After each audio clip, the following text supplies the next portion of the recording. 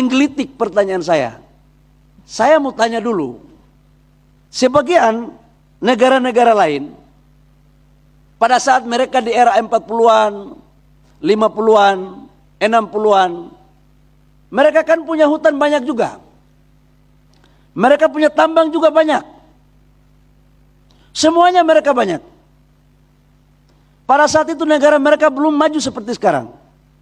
Maka mereka mengambil sumber daya alam mereka itu. Hutannya dibabat, tambangnya diambil.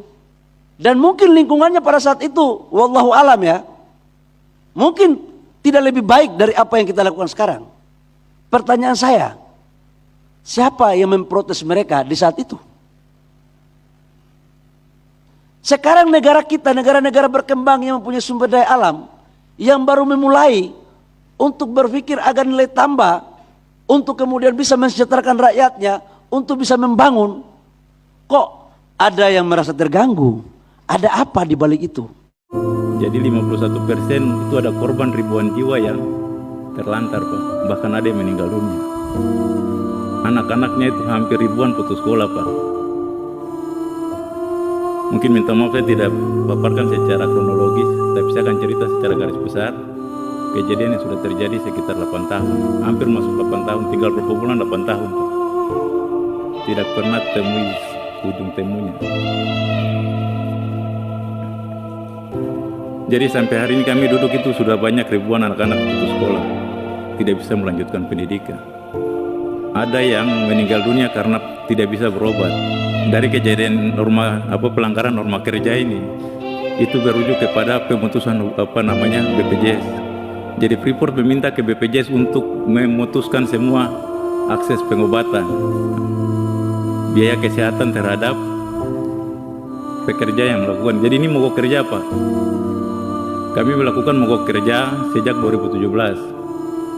Mogok kerja itu karena perlakuan Freeport menggunakan kebijakan yang tidak ada dalam aturan perundang-undangan di negara, yang dia kemudian masuk untuk mengintimidasi kita di sana. Jadi Pak, sejak terjadi bulan April mogok kerja itu, di bulan Mei 2017 juga Freeport mengajukan surat ke BPJS untuk mengeluarkan semua pekerja yang ada di dalam mogok kerja untuk tidak mendapat layanan BPJS, sehingga dampak daripada itu ada ratusan orang yang meninggal dunia karena tidak bisa berobat.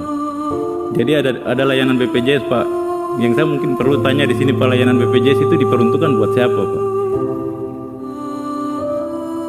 Kalau buat rakyat, kenapa Freeport yang notabene penanam modal di perusahaan asing yang menanam modal di Indonesia, khususnya di Papua, bisa semena-mena memutuskan layanan BPJS?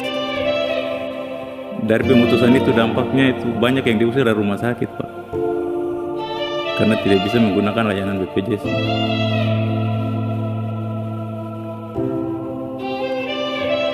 Ada anak-anak sekolah yang harus diusir, Pak, tidak bisa ikut ujian. Mereka tidak bisa ujian akhir, Pak, karena orang tuanya tidak punya biaya. Freeport bukan hanya memutuskan jaminan sosial, Pak, hak-hak pekerjanya pun diputus.